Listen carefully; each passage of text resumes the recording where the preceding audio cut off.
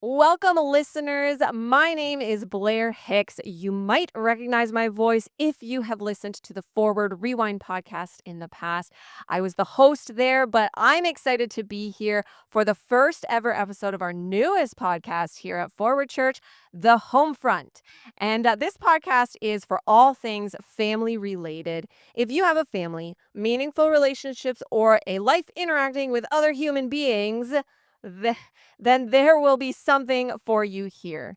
In other words, it's for everyone. We want to dive into the meaningful and often difficult conversations, educating, sharing, learning, and challenging and supporting you and our community.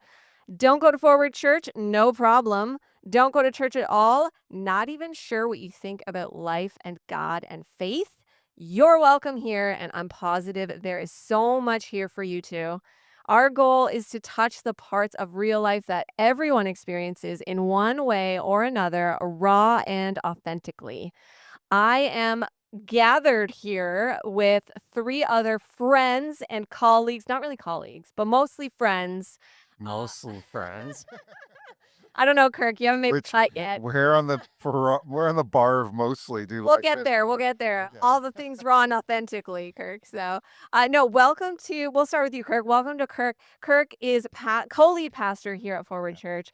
You are going to be our pastoral voice here today, which we need. That's the goal. That's the goal. That is the goal. Yeah. And Amanda Howe. I almost said Amanda Vokey. You almost went to the. I did, the maiden name.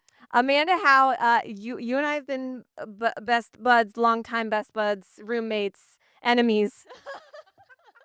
All the things under the sun.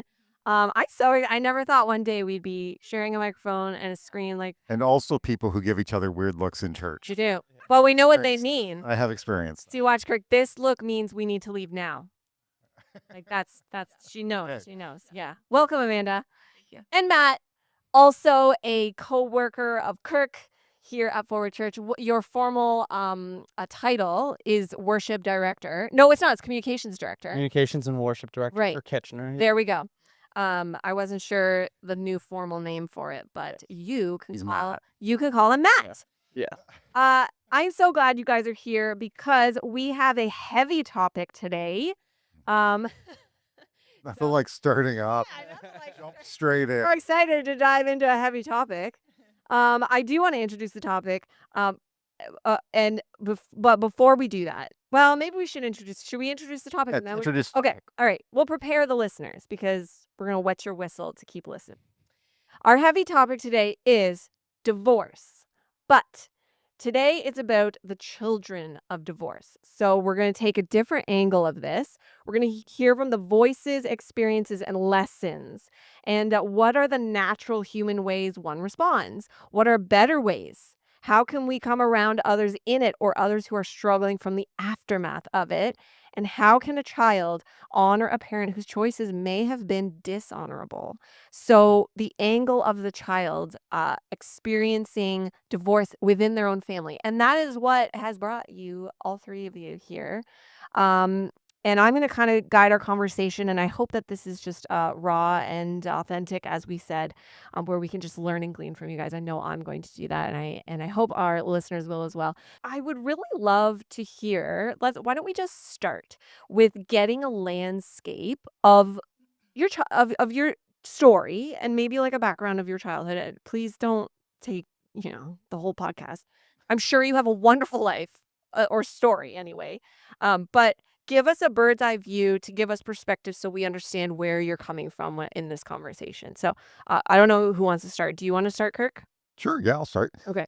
Yeah, I grew up in a Christian family, and life was pretty good until I was about 14 years old. We moved around a lot growing up. We moved a lot between Ontario and BC in my childhood years. I think we moved 8 times in 6 years Wow. across the country.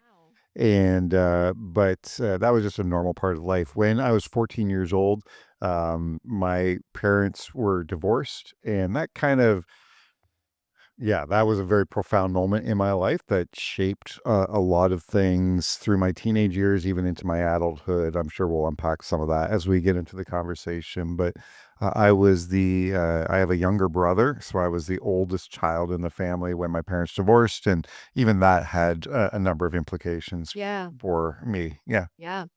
Yeah, to be the oldest. For sure, I can imagine. And Amanda, you were the oldest in your family. Yeah. So give us a landscape of that. So yeah, I was the oldest of 4 kids. I have 2 brothers and a sister. My parents, they actually were friends since they were 6 years old, so they grew up together. And then they got married. They were married for almost 24 years. And then they got a divorce when I was about 22. Um, so yeah, like again, there'll be lots of stuff to unpack as we go through, but I Were have you the a Christian home? Yeah, so Yeah. my parents, we started off going to church, so I went to church with them when I was little, and then I think just through the breakdown of their marriage and different things, my dad had poor health. They just stopped going to church after a while. But the Lord still prompted me through different means like youth group and camp and stuff like that. I still went to church. So I think I grew up in a home with Christian values, but one that wasn't necessarily walking faithfully with the Lord. My parents would both say that they believed in God for sure. So yeah, like there was a lot of things leading up to it that were pretty obvious signs, but I was in pretty deep denial about whether or not they'd still just stay together. So yeah, I have a unique perspective of the fact that I was an adult Mhm. when they divorced, but I've learned just what the impact that there is even as an adult. Were you moved out when they don't? Like, Yes. I know you and I kind of commuted back and forth from like, Yeah. I was living in Hamilton actually when they first split up, but they were separated for a couple of years before they were officially divorced. right. Okay. So perspective, even there, Amanda and I knew you through the breakdown of their marriage and then like the impact it had on you. So that's perspective as well. Matt, yours is different than theirs. The most different probably because you were younger and your family did not have like Christian values in it. Yeah. So my parents were married about 6 years and then divorced when I was 3 years old. And they had European backgrounds, both of them. My dad was born in Italy and my mom was born here, but parents were born in Italy as well. So I would just say with a lot of Catholic traditions there that Okay. kind of carried over. Like Yeah. we didn't attend church regularly, but I think some values, biblical values might have kind of leaked into our household in one way or another, but it wasn't intentional, I'd say. Yeah. You said you were 3? 3. Yeah. So, like, that means you probably don't even really remember life of your parents being together, right? No, I don't, not at all. So, but the thing is, I can remember just the emotion of and the tension Right. in the environment, Right. which I think Yeah. is more natural at that age. Yeah. Interesting. Yeah. So even as young as 3 and 4, you can acknowledge that there was a tension there Yeah. at home. In my memory, yeah. And we can get into it, but yeah, Sure, yeah. there's things in my behavior as I was growing up that would have reflected that as well. So then, What Matt's saying is he's a wild child. still it. I was saying I liked Power Rangers. So did I, y'all. No, I love that. And so just to add to, first of all, if you haven't caught on, like we have really a wide scale and variety of voices here. Amanda, you being someone who's an adult and experiencing divorce in your family, but also being the oldest of siblings. Matt, you don't have siblings, right? You're an only child. I was only child. And also a family outside of the church, and which I'm so thankful to have a voice to have these different voices too. And Kirk, you being a teenager and the oldest as well of a brother, and I just love the we're just gonna there's gonna be so much to talk about, so I'm not gonna waste my time with any more talking. We're just gonna get right into it. This is like such a broad question, but I feel like it can at least get our conversation even more started. What was the hardest part of your journey with divorce in your family? And you can name more than one. I'm certain there's lots, but what, looking back, has been probably the hardest part or the heaviest part? And anybody can jump in. Yeah, I'll start. Go. Yeah, for me, it felt like I didn't have a home. Ooh. Um, Like a home, not a home like a building to go to. yes, A home. like a place that was loving and stable. And my parents were both loving people, and still have great relationships, always have. So good. But that's just how I remember feeling growing up, and obviously like not right at 3 years old, but even growing up 6, 7, 8, like starting at that age. Yeah. My mom also remarried to my stepdad when I was 6. So there was a whole blended family where I had 2 stepbrothers and just this whole new blended family component to it. Which I don't know. I think it played even into that even more of just like more confusion, more just people like, what is this now? We're visiting before they got married, visiting their home, and then, visiting my mom, visiting my dad, and really just lived out of a suitcase in a way, like a lot of time. Like, Yeah. Is my whole life. Yeah. wow. Yeah, I was going to say further to that, actually, one of my things that I found most difficult was that sort of new blended family thing, like, especially like from my perspective of just being 22, and all of a sudden I've lived my whole life without these extra people. And then all of a sudden, both my parents also remarried. And all of a sudden I had this whole new family that I was supposed to like buy Christmas presents for and call them my brother and sister. And I felt this immense, not necessarily from my parents, but I felt this immense pressure, maybe as like the oldest child or whatever it was, to include them or to be sort of accepting and be like, we're one big happy family. And the truth of the matter is that you don't get to choose your family at all, but in those situations, they just bring these people in and you're like, I don't know that I would necessarily, They're choosing them for you. yeah, like I don't know if I would necessarily like hit it off with you if we just met as friends, right? And now we're like in this same family and trying to make it work. And in some cases, like two of my stepsisters, that my mom's husband, like I would choose them as friends. I love them. We have a lot of fun together and they're wonderful. So I have no problem. But in other cases with certain siblings, I was like, you're a wonderful person. I just don't know that we wouldn't hit it off necessarily. So to just have to be in this family and just make it work, I felt there was a lot of pressure that way. And then the other thing too is, and I actually, in preparation for this, I actually asked my mom, I said, are you okay if I talk about this on the podcast? And she was like, yeah, by all means. So that was really good. But one of the things we both agreed about that was really, really tough is that after my parents split up, they still remained really good friends. So for a long time before they met other people, we would still get together. Like my mom would come over and we'd all have a sleepover for Christmas, just the same that we would normally do. And we'd all be together and we'd have the same traditions and do all the same stuff, which at the time was lovely. But then when they met new people, it's almost like they split up again. Like it was almost like the initial shock of them, they split up. And then they're like, everything's normal. And then all of a sudden they're like, actually, I'm going to marry someone else. And now we're not going to do that anymore. So it was almost like twofold. And I think because of that, it added to my denial for a long time. Like, as an adult, one of the things I've said to people is that people are always like, oh, I'm so glad you were older when your parents divorced because it won't affect you the same way. And so I was like, yeah, that's true. So it shouldn't affect me. I should be fine, right? Like I'm an adult. I can handle this. And then you realize as you go on through life, you're like, oh, all these things are popping up, insecurities and difficulties. And you're like, maybe this is a result of this. So, yeah, I think it just added to my denial. And so for a long time, I had a hard time with that. So I think that most people in a divorce situation really underestimate the domino effect of how many things are impacted from a divorce. Okay.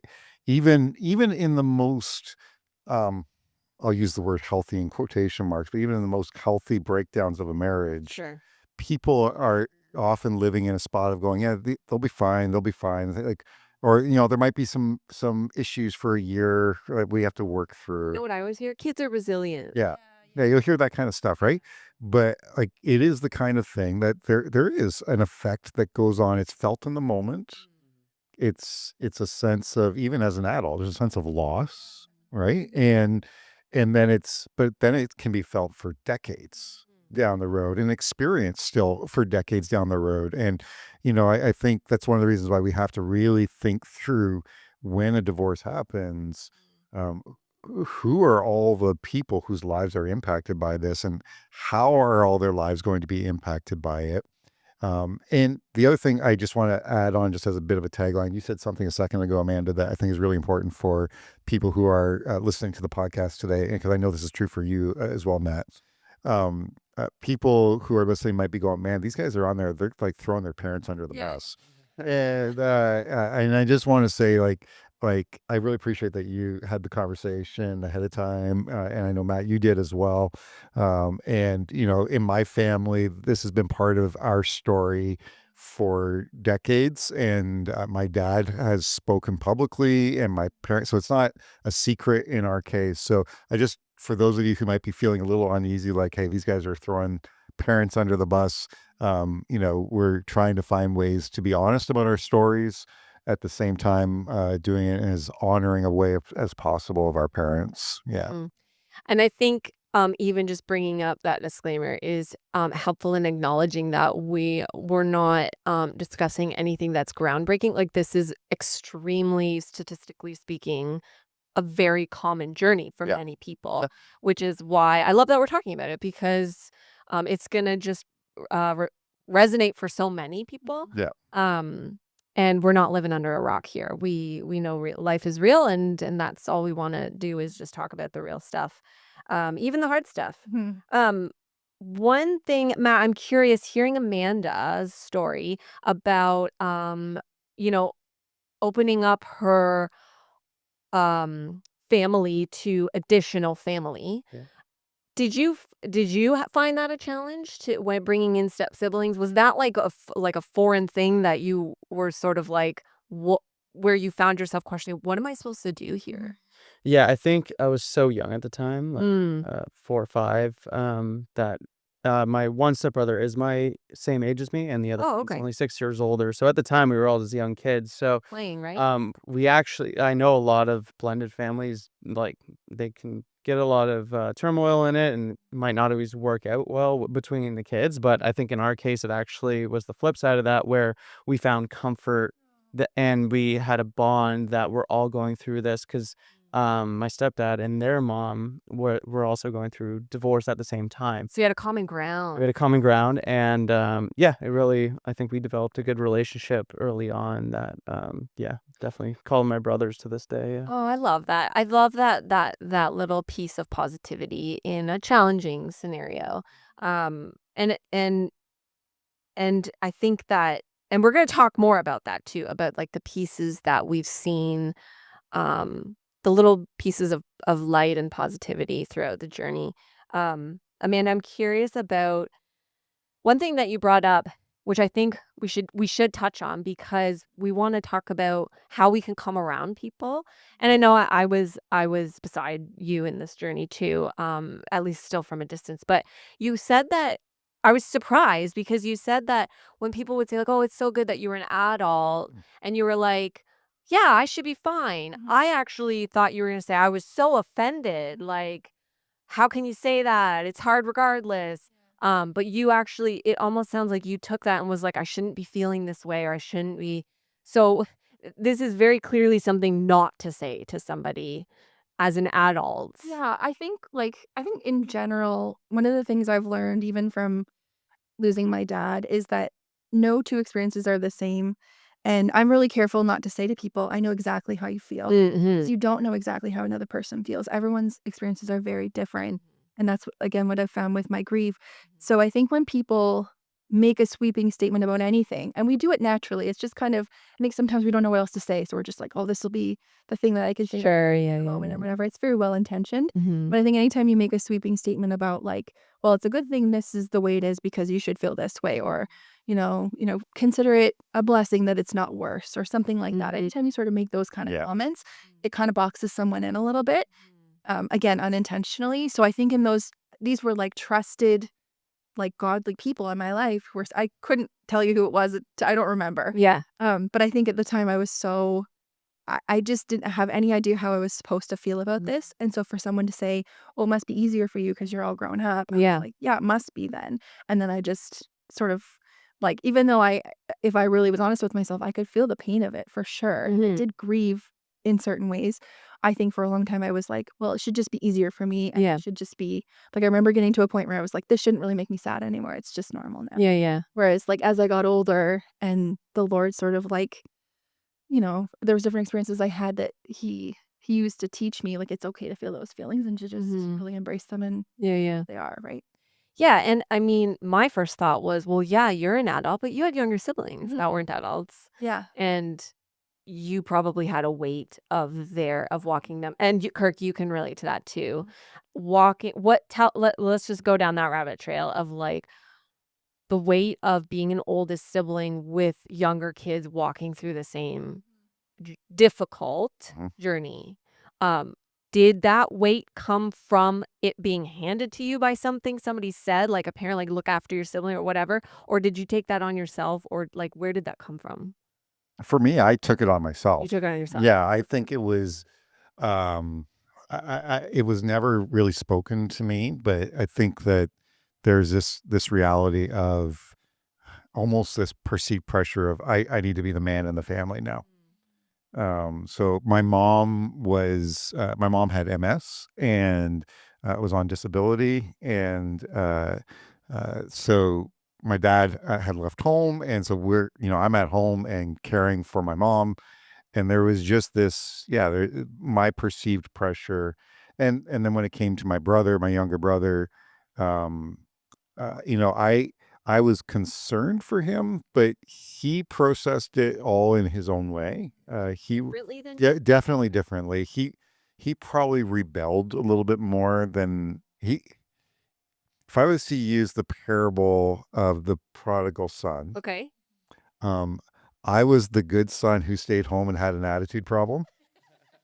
Humility there. And my younger brother was the most obvious sinful son who did some things, and I don't blame him on some of the stuff. Like, I get it, and but I can't throw him under the bus completely, because I know that just me being at home, I was patting myself on the back. I was like, look what a good boy I am. Contrast Contrast to right, and I certainly was not as good as I was giving myself credit for. If I asked your brother, would he say that you did that? He would definitely. Okay.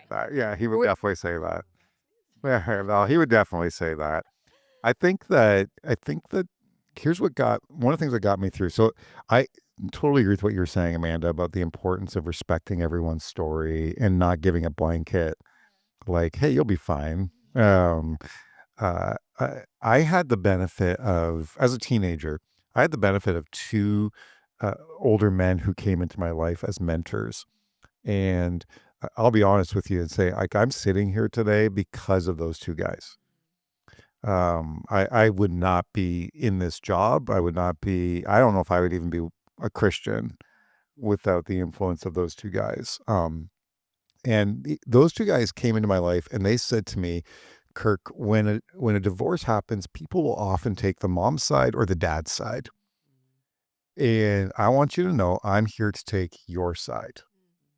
And these two guys, they weren't counselors. They didn't dive into the deepest pain that I was feeling. They just believed in me, and they encouraged me, and they prayed for me, and they checked in on me, and they gave me opportunities to grow and develop as a teenager. And I am just incredibly grateful for those two guys investing in my life in that way.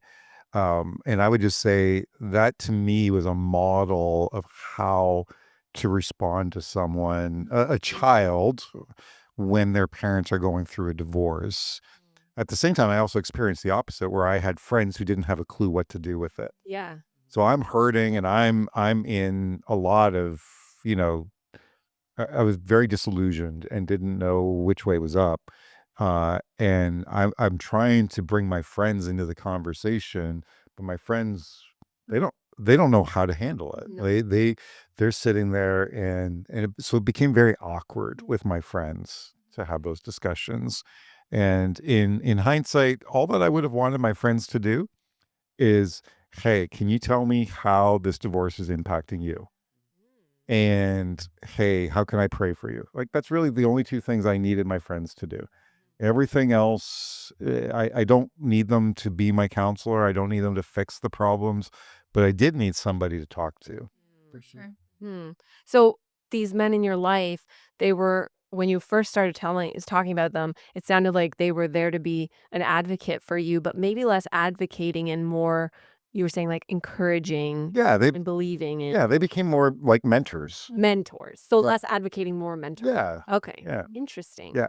I love that. Did Amanda and Matt, did you guys have any people like that, or even something like maybe there was something that kind of felt like grounded you a little bit in this journey? Yeah, for me it was hockey.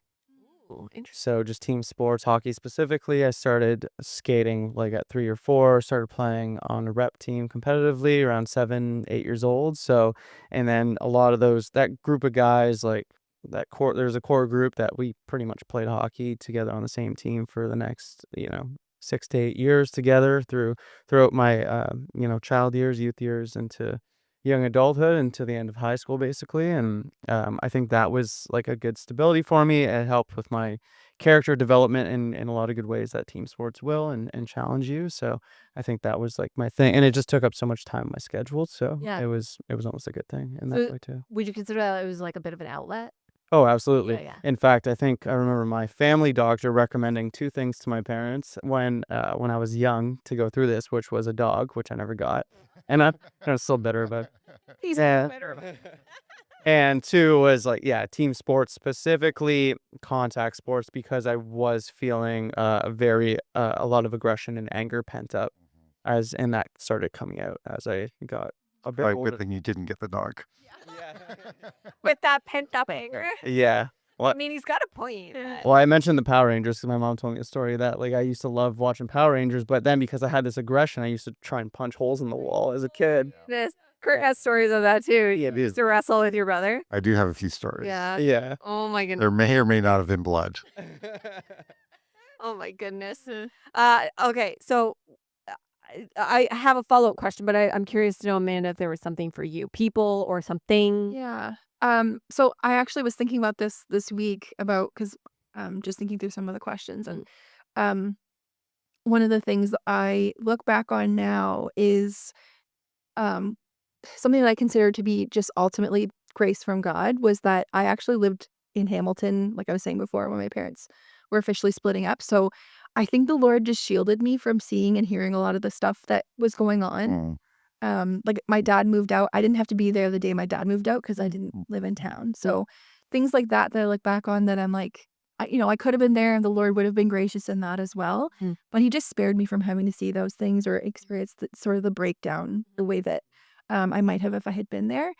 And I would say like maybe in more of an indirect way, definitely just being involved at church with like young adults and people, just again that sort of that distraction piece of like, even if we weren't sitting around talking about this, just to have something to look forward to something to do, or in a very more like direct sense, like I remember we were saying earlier that Blair and I were living together as roommates at the time, and I remember distinctly one time when I had first found out, I was in my room and I was crying about it, and you came in and you just brought a glass of water and put it on my table and you just sat with me and we Did you do that? Yeah. Oh, look at you, bro.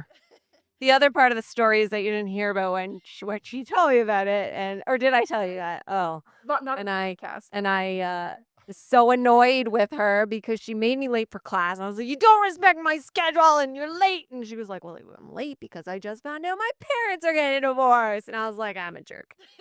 So that glass of water was for myself as well. Admitting it is the first step. Right, that's good. For sure. Anyway, But I think in those moments, sometimes just sit with a person. Yeah. I don't even have to say anything, just to be like, I'm here, and I don't need to solve it for you. You just need to know that while you're grieving, I'm grieving with you. Yeah. and I think that's a piece of experiencing this in adulthood that maybe is lacking in an experience when you're experiencing in childhood. So you had men that came around you as a teenager. Yep. And maybe it's the adult wisdom of knowing I can't give you any advice, but I do have a set of ears, so I can offer that. Yep. Whereas, you can't expect a teenager to necessarily know that, or a kid, right? But I think that that's something to take away because, we all have teenagers in our lives around us. If maybe you could be that. Well, and it's also something that, like, if you have your own kids, like, say you're coming from a family that's not divorced, I promise you, your kids have friends or someone around them that is coming from a broken family and a divorced parents, and so you can coach your own kids on how to be a good friend to the people that are already in their life. And do you think for the families or for the parents who are in this right now, not in the way of a child experiencing divorce, but rather that maybe they are walking through the divorce, does that person for their kid have to be outside? Like, do you know what I'm asking? Does it have to be somebody else? Can a parent who's listening to this, wondering and worrying about their child experiencing this journey, can they be that person, or should it be a third party like that? That's a hard question. That's a nuance. Yeah. That's like a It's a nuanced question because there is different situations Yeah. and different stories. something to consider though, Yep. if you don't feel like you could be that for Yep. your kiddo. So curious then, we've talked about outlets and people or things that you had that really helped you.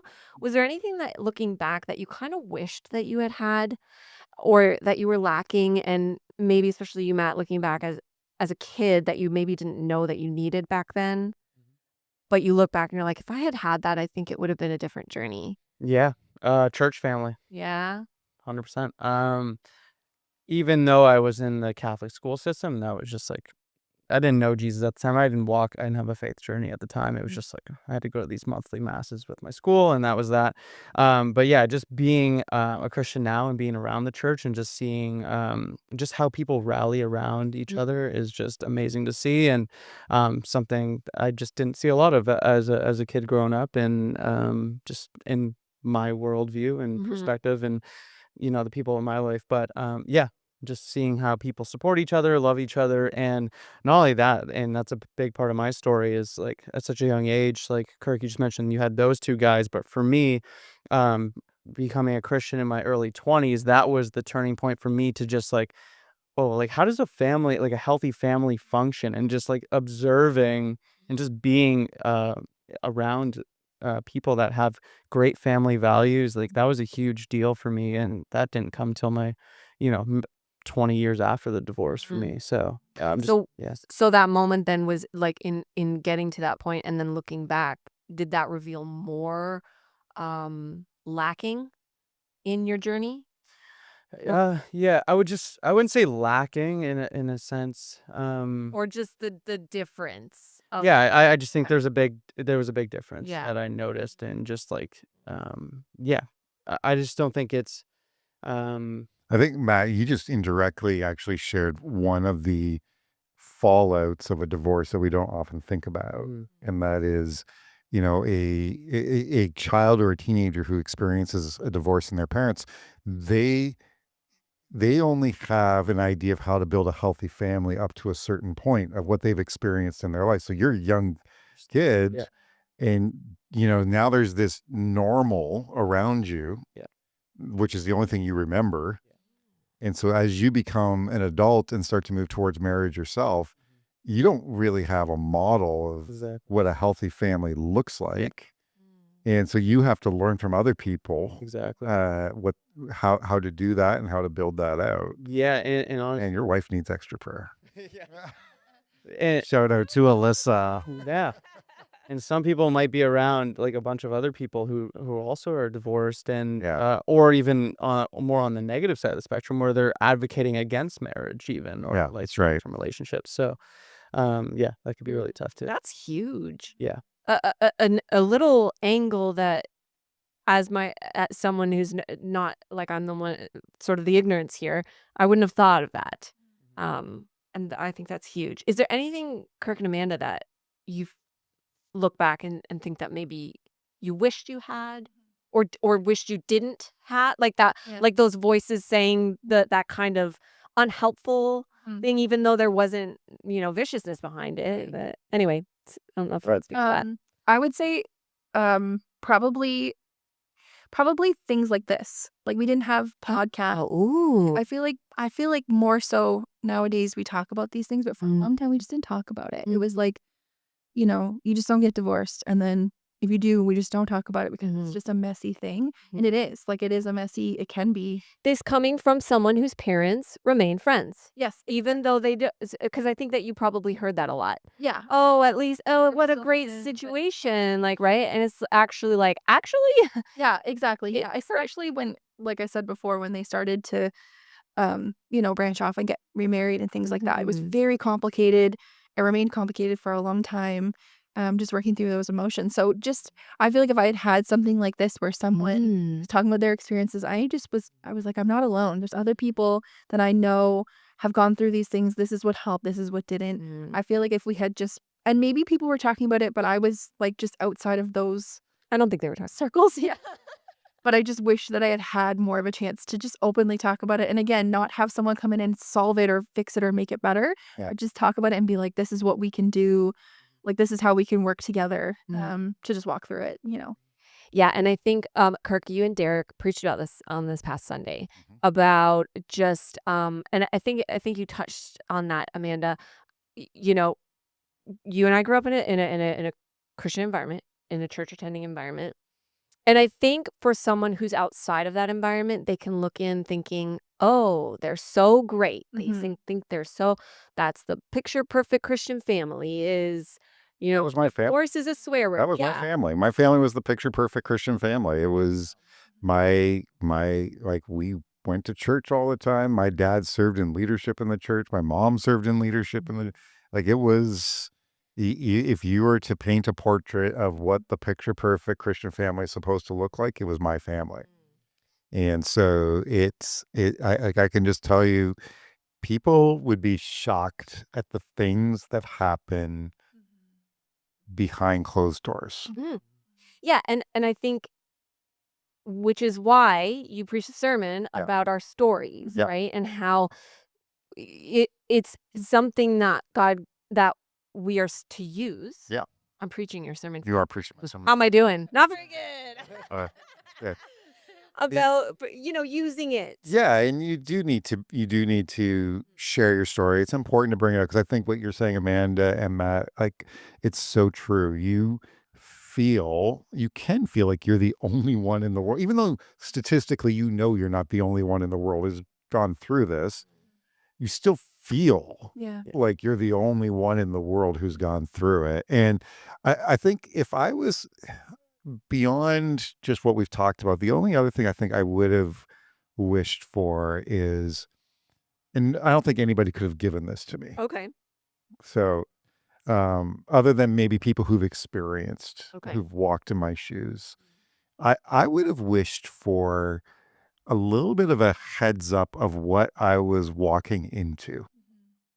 Oh, you mean literally? Like literally, like, so your parents are divorced, so here's what you should expect. Right. Here's what's going to happen. Here are some of the emotions you might wrestle with. Here's how this might shape you and shape your life and shape the way you look at the world. Here's how, because honestly, it probably took me 3 decades to totally unpack all the things that came out of the divorce and how it shaped my life and shaped my realities and shaped my own view of myself and like so many things. And shaped my view of faith, and like there was just so many things. And so I really I valued what those guys gave to me as mentors, but I would have loved somebody to say, hey, Kirk, I went through the exact same thing. And let me tell you my story of the things that I learned about myself and about the journey. I hope all this happens to you, but I want to give you a heads up of what you might be walking into. And to say, like, this could happen and it's okay if it makes you sad. Right. Right. Like, it's okay to grieve that loss. Like, I had those conversations with my mom because she, you still grieve it this many years later. Even the people who are divorced, like, they never set out for that to happen in their lives. They're still going to continue to grieve that. And it's okay that's to important. be It is. it Very is, important. yeah, for sure. Very important. Even just touching on it being, it's not that we're saying like, oh, this happened to me. It's no, divorce happens to a lot of people. Like it's a full group situation. For sure. And the parents can grieve it too. Yeah, definitely. So what you're saying, Kirk, then is we won't cover all the things that people may You experience can't cover 3 decades worth of stuff in a podcast. Oh, well, that just fleshes us all down. I have to do a second one. That's right. Maybe a third. Yeah. All that to say, I do want to say, like, I said that because I don't want anyone to try to oversimplify. Yeah. If you're walking through a divorce situation, or your parents are walking through a divorce, or you have friends who are going through a divorce reality, do not try to just use token words to oversimplify, thinking that you're going to just make everybody feel better by kind of saying, it'll be okay, you'll get through this, it'll be fine. Yeah. Understand that there are significant things that really shape the lives of every person who's involved, and everybody in different degrees. So it's not all the same story, but please don't oversimplify it. Like, give space for the journey to unfold. And if you have wisdom to walk with people, or to give people a heads up on some things that they might encounter, then do that. That's part of a story that God's given to you to be able to share with others. Sure. And I think in that too, one of the things that I go back to often about this or any other things that, I've walked through that have been difficult is something like divorce, like death, was never a part of God's plan. Yeah. He never intended for that to ever be something we ever experience.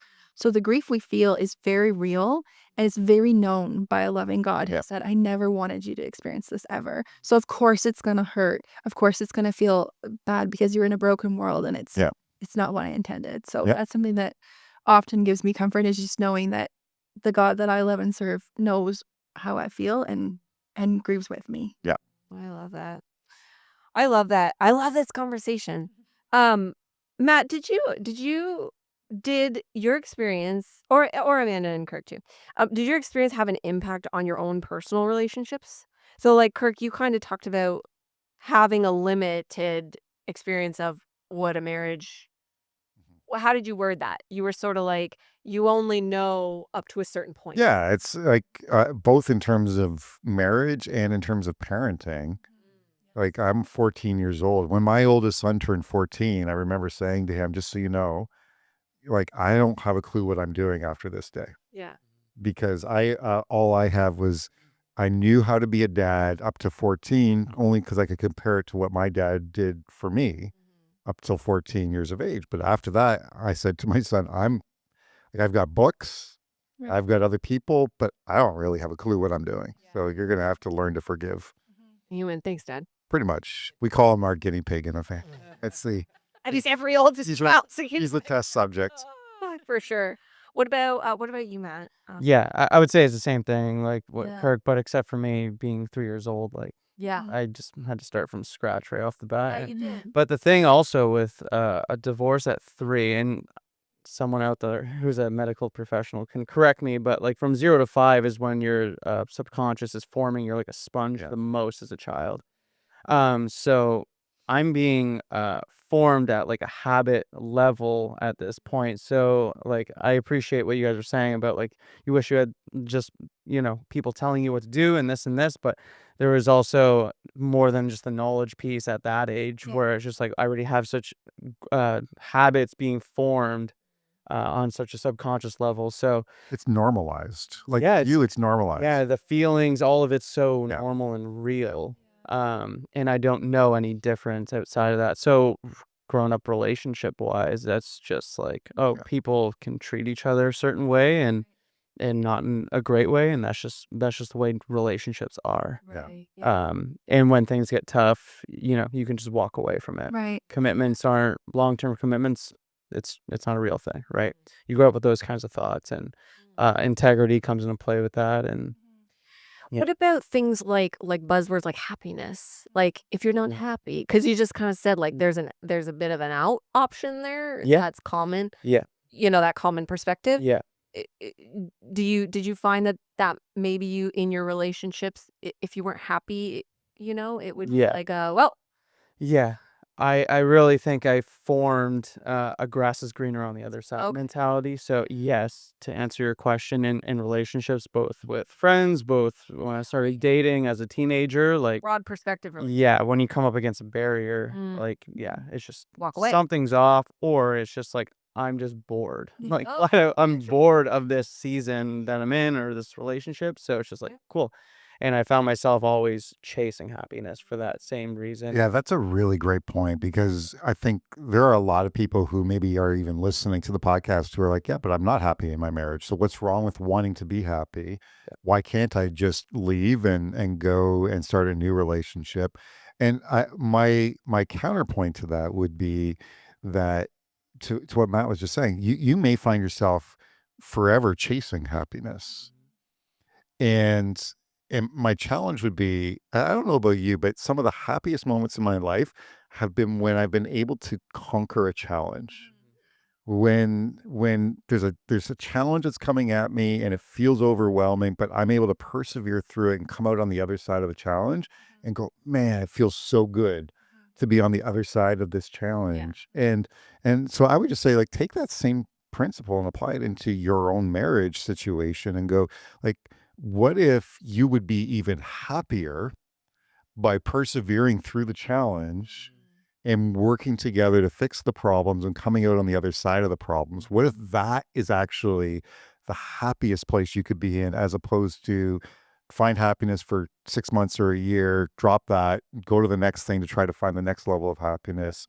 And like, what if you were made for something different and better than the way that our culture around us tells us Yeah. how to pursue happiness in life? Yeah.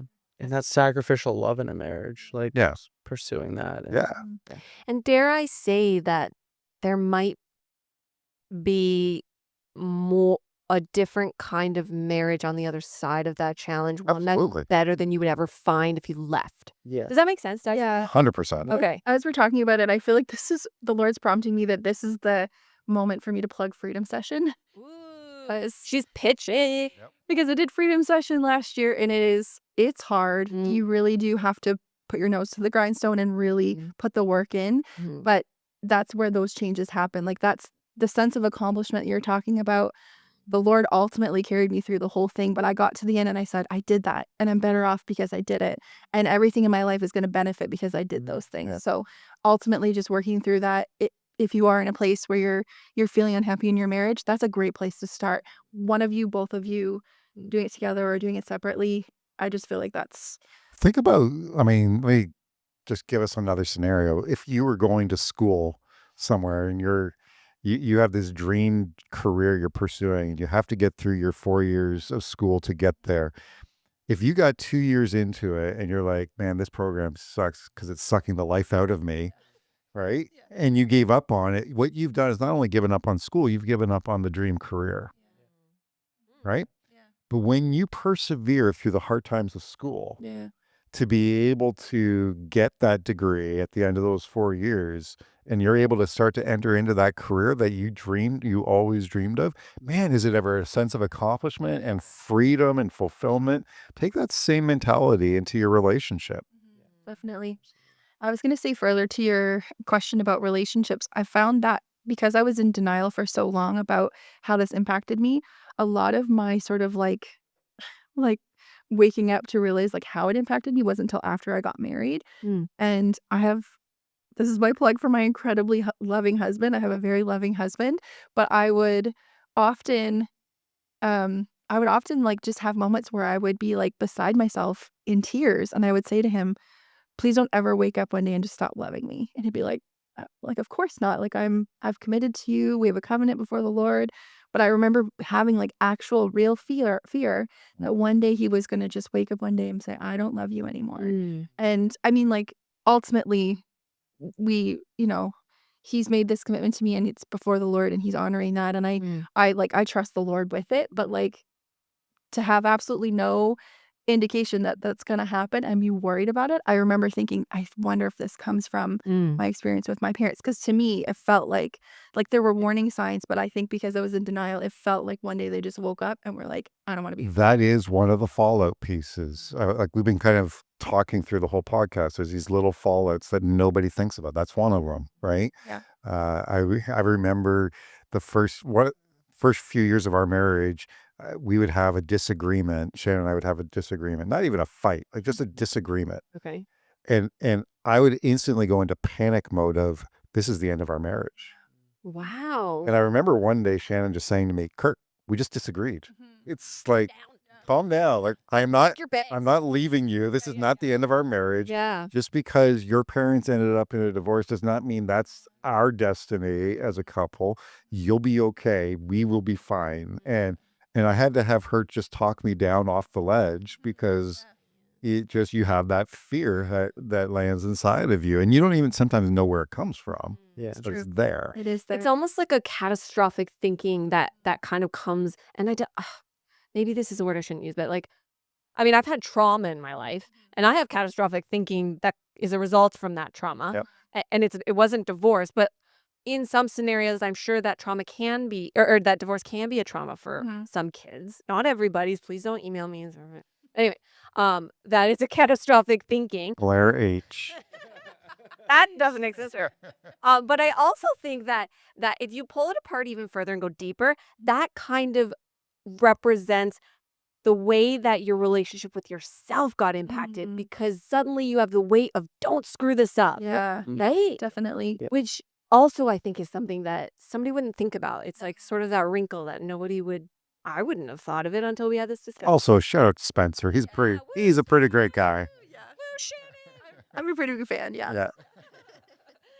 Oh man, we're running out of time, but I'm loving this conversation. I want to for sure touch on this one, and this question is directly aimed at you, Kirk, because you are the pastoral voice here. Not seeing it. Yeah, hot seat. He's used to the hot seat. He loved the hot seat, Kirk. You just thrive in it. You're like, what? Where's this going, Where's this Blair? going? I'll tell you if I love this Okay. after you ask me the question. Okay.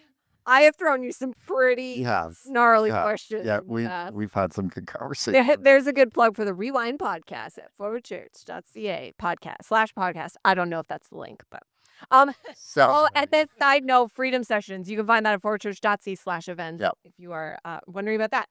Here we go. So you are. This is talking to the kid who is experiencing divorce.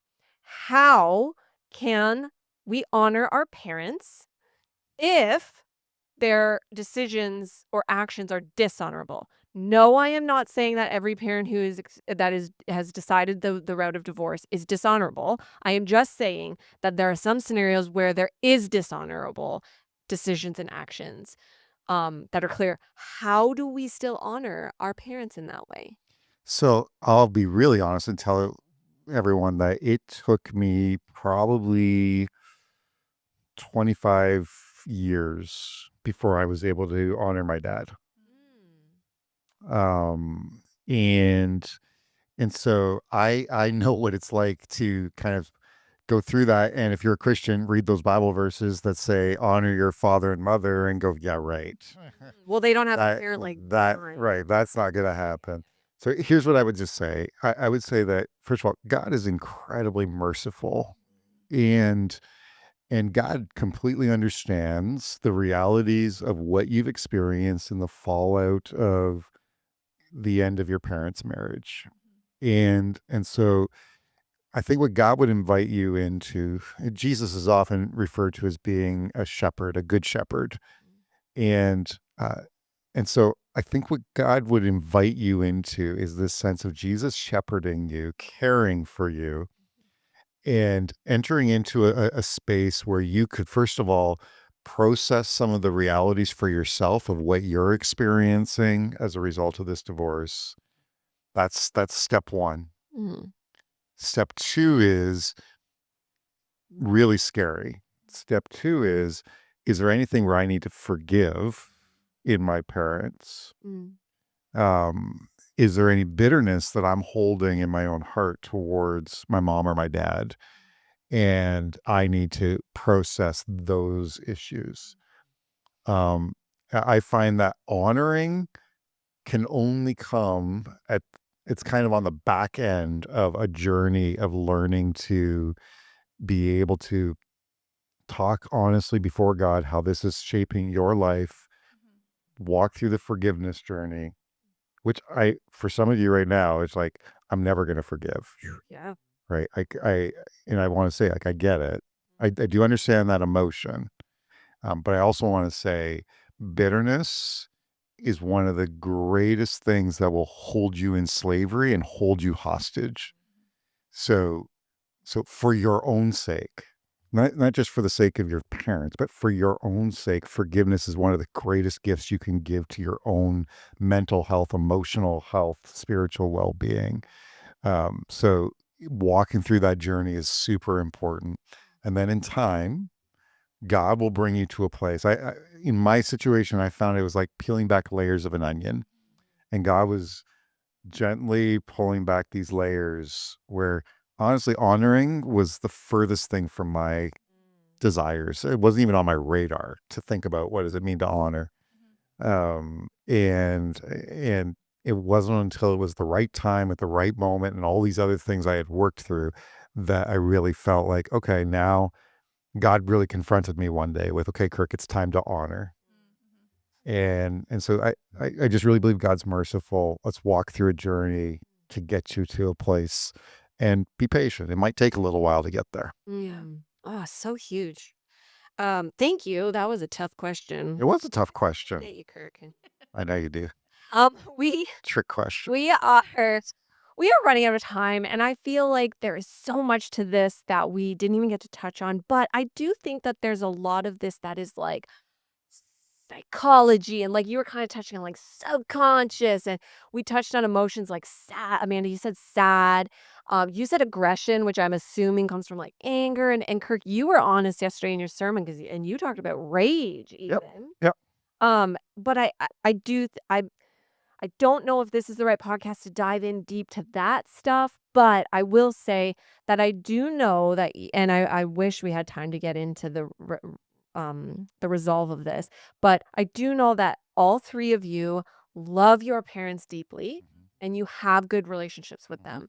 I've asked you that like kind of off before, and you guys have shared with me how much you love your parents. So I bring that up as a quick way to resolve, but also to say like, hey, if you are listening to this and maybe you're someone walking with someone going through this, or you know someone who's gone through it, maybe they're still wrestling with it. Like you have three faces here that are on the other side and have wonderful family love towards their parents still. Yeah, you can get there. You can get there. I think that's like the most encouraging thing that we could sort of. Definitely. And not only that, you can also get to a place of being able to build healthy relationships with other people. You can build a healthy marriage. You can have a healthy family.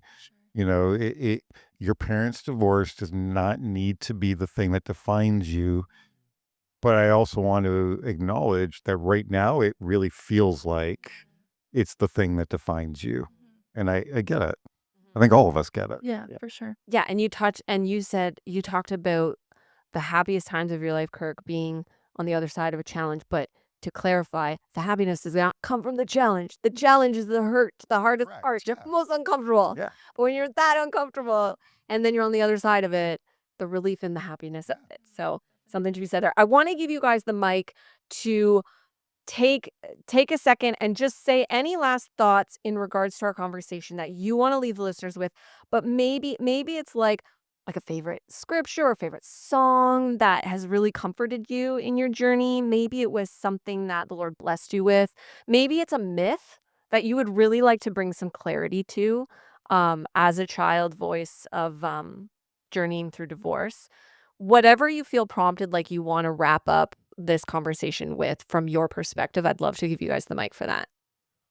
And anybody can jump in. Go ahead. Are you sure?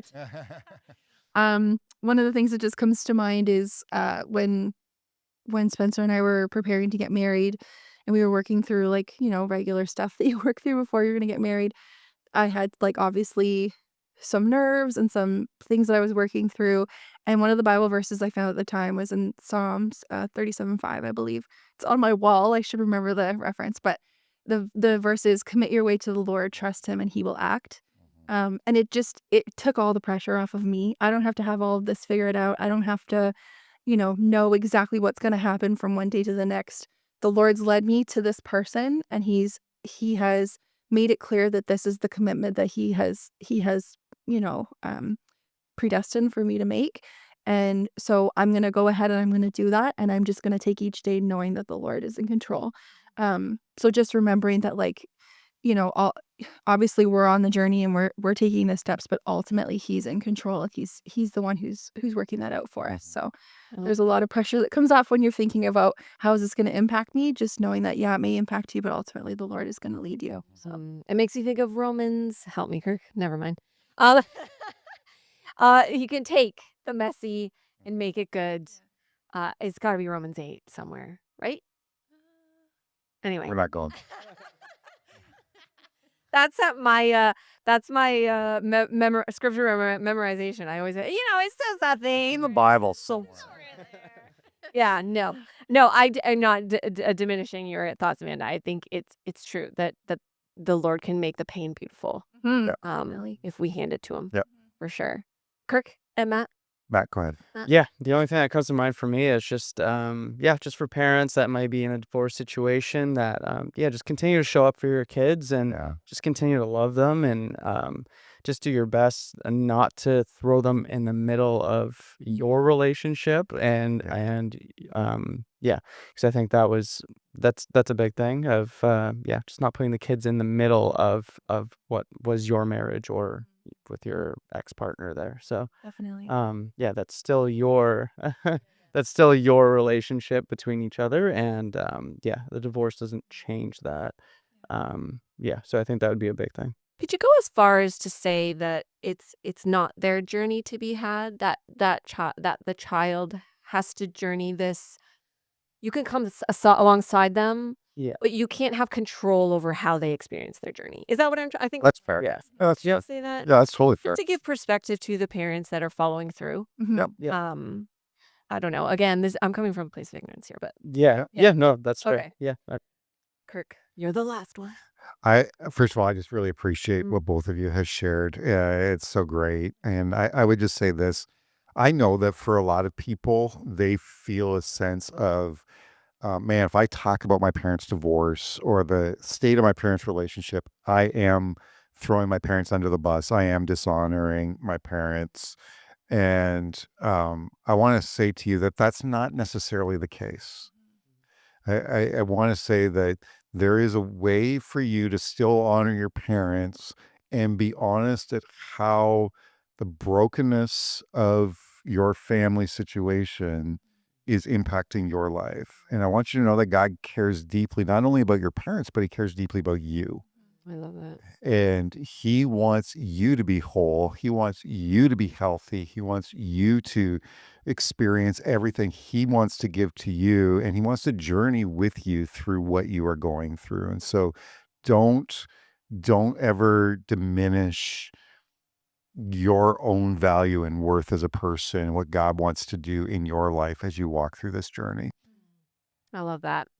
And for the listener listening from outside Forward Church, outside faith, and you're looking in and you have that perspective or that mythical thought of, those church people, they sure do have it figured out, or like they think they have it. No, I think we've been very clear that it's messy. There's a few messy challenges in here. That's right. But so thankful that we are talking about it, because I think that sheds and blasts those myths out the window. Yep. So come to a place, come join in the mess. Yeah. We're all messy here. I love that. So with that said, I want to bottleneck those that are like, oh, just sitting on pins and needles with, I have more questions, or my story's just like Amanda's and I gotta talk to her or something like that. First of all, I didn't ask you guys, but I know that you would be very happy to talk to somebody. But I'm going to bottleneck it by saying just reach out to Homefront at forwardchurch.ca. You just made up an email. Made it up. I took liberties there. I'm so fired. We didn't. Anyway, If that email address doesn't work for some reason, we'll edit. you can send an email. Just send it to my email. Yeah. Yeah. I would say that the general Forward Church email. Just send it to my email address. I can forward it to No, just give you Blair's Alternative- address. everyone. Just go back. Also, you can DM the Homefront social media pages as well. Right. It's so helpful to the communications Yes. directors here. So my email is just kirkg@forwardchurch.ca. So you can drop an email there, or to Matt's point, you can DM the social media pages. And we'll ping it to the right places. Yep.